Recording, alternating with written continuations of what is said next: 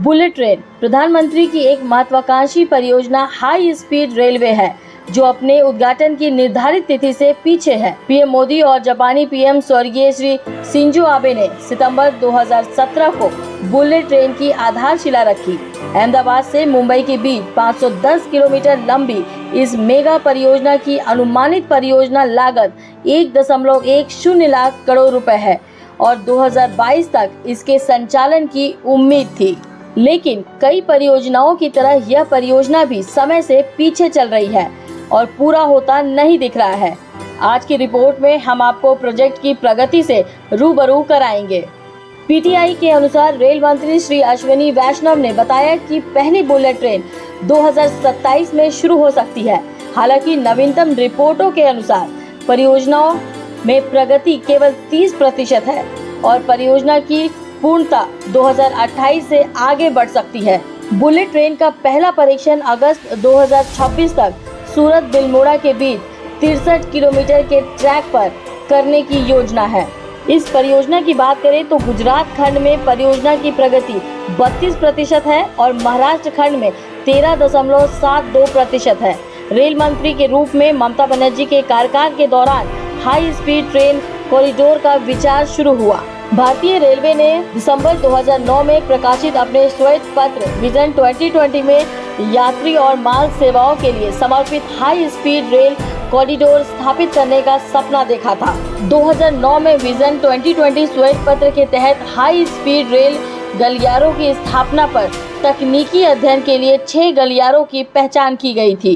दिल्ली, चंडीगढ़, अमृतसर, पुणे, मुंबई, अहमदाबाद, हैदराबाद, वारंगल, विजयवाड़ा, चेन्नई, हावड़ा, हल्दिया, चेन्नई, बेंगलुरु, कोयम्बटूर, कोची, तिरुवनंतपुरम, दिल्ली, आगरा, कानपुर, लखनऊ, वाराणसी, पटना, गुवाहाटी। इन high speed rail corridor को elevated corridor के रूप में बनाने की योजना थी। तत्कालीन प्रधानमंत्री मनमोहन सिंह और रेल मंत्री ममता बनर्जी की अगुवाई में रेल विकास निगम लिमिटेड ने बुलेट ट्रेन परियोजना शुरू करने के लिए 25 जुलाई 2013 को high speed rail corporation of India limited नामक एक निगम की स्थापना की।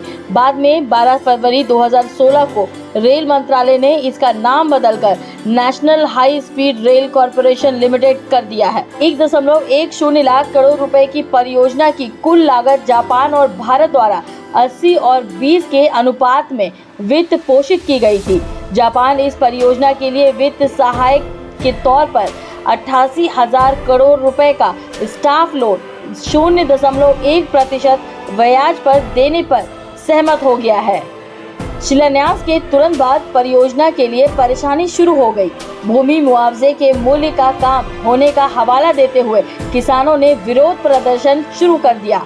भूमि अधिग्रहण के मुद्दे, जापानी कंपनियों से कम भागीदारी, बोलीदाताओं द्वारा उद्धृत उच्च दर, 2022 से 2028 तक परियोजनाओं की अनुसूचित वाणिज्यिक संचालन तिथि में देरी के पीछे कुछ प्रमुख कारण थे। अब तक 15 रेल कॉरिडोर पाइपलाइन में है। 480 किलोमीटर लंबी दिल्ली अमृतसर रेल लाइन को मंजूरी मिल चुकी है। 235 किलोमीटर लंबे पुणे नासिक कॉरिडोर को 2027 तक चालू करने की योजना है। भूमि अधिग्रहण की प्रक्रिया पहले ही शुरू हो चुकी है।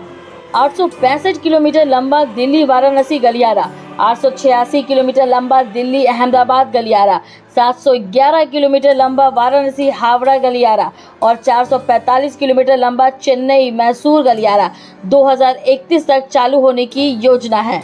855 किलोमीटर लंबा नागपुर वाराणसी गलियारा और 618 किलोमीटर लंबा हैदराबाद बेंगलुरु गलियारा 2041 तक चालू होने की उम्मीद है। 480 किलोमीटर लंबा अमृतसर दिल्ली गलियारा, 180 किलोमीटर लंबा अमृतसर जम्मू गलियारा, 850 किलोमीटर लंबा पटना गुवाहाटी गलियारा और 736 किलोमीटर लंबा मुंबई नागपुर गलियारा 2051 में योजनाबद्ध है।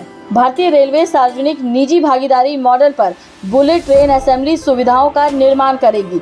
नेशनल हाई स्पीड के कॉरपोरेशन लिमिटेड के अनुसार जापानी कंपनियों द्वारा बुलेट ट्रेन सेट के पुर्जों के निर्माण के लिए भारत में सुविधाएं स्थापित करने की संभावना है। शुरुआती पहले और दूसरे चरण में ट्रेन के डिब्बे और इंजन जापान से आयात किए जाएंगे। पहले चरण में मुंबई अहमदाबाद लाइन के लिए 7,000 करोड़ की लागत वाले 18 सेट होंगे, लेकिन तीसरे चरण से भारत मेक इन इंडिया पहल के तहत स्थानीय स्तर पर सेट बनाने की योजना बना रहा है। भारतीय रेलवे ने सितंबर 2018 में रायबरेली में बुलेट ट्रेनों के संभावित निर्माण स्थल के रूप में आधुनिक कोच फैक्ट्री के बारे में जापान और भारत के कार्यकारी प्रतिनिधियों के सामने एक प्रस्तुति दी है। अधिकारियों ने कहा है कि एनसीएफ और रोबोटिक उत्पादन लाइन है और ये बुलेट ट्रेन के डिब्बों के निर्माण के लिए आदर्श हो सकता है। इस परियोजना में प्रमुख चुनौती बुलेट ट्रेन के ट्रैक निर्माण की तकनीकी का काफी पुराना और धीमा होना है। एक रिपोर्ट के अनुसार चीन में अपनाई गई निर्माण तकनीकी एक दिन में 2 ग्राइंडर लगती है, जबकि भारत में मौजूद तकनीकी उन्हें एक सप्ताह में केवल 1.5 ग्राइंडर लगाने के लिए सक्षम है। 9 सितंबर 2021 को L&T ने FSLM तकनीक विकसित की और इसके साथ भारत इस तकनीक को रखने के लिए नॉर्वे, इटली, चीन और जापान के साथ एलीट क्लब में शामिल हो गया। प्रौद्योगिकी का उपयोग आगामी परियोजनाओं में एलिवेटेड कॉरिडोर के निर्माण में किया जाएगा। हालांकि एक तरफ से यह परियोजना भारत को उन कुछ देशों के विशिष्ट क्लब में लाएगी जिनके पास बुलेट ट्रेन है और स्थानीय खिलाड़ियों को उच्च प्रौद्योगिकी उत्पादों को विकसित करने में भी मदद मिलेगी। जहां यह परियोजना अपने महत्वाकांक्षी उद्देश्य के लिए जानी जाती है, वहीं यह परियोजना कई कारणों से आलोचना का भी शिकार है। परियोजना को करने के लिए पर्यावरण के नियमों की अनदेखी एक प्रमुख कारण है। मुंबई में मैनग्रोवे जंगल और आरे रिजर्व फॉरेस्ट में बुलेट ट्रेन के लिए पर्यावरणीय नियमों की अनदेखी की गई है।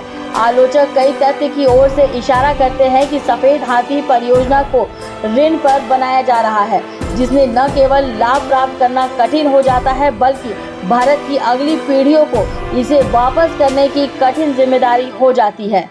आलोचक यह भी बताते हैं कि भारत में बुलेट ट्रेन में इस्तेमाल होने वाली शिकानसेन तकनीकी 60 के दशक में जापान में विकसित की गई थी और आज के दिन अन्य बेहतर विकल्प उपलब्ध है। आलोचकों का यह भी कहना है कि इस परियोजना से भारतीय रेल उद्योग के बजाय जापानी रेल उद्योग को अधिक लाभ होगा, जो कि नए ऑर्डर के अभाव में मंदी के दौर से गुजर रही है।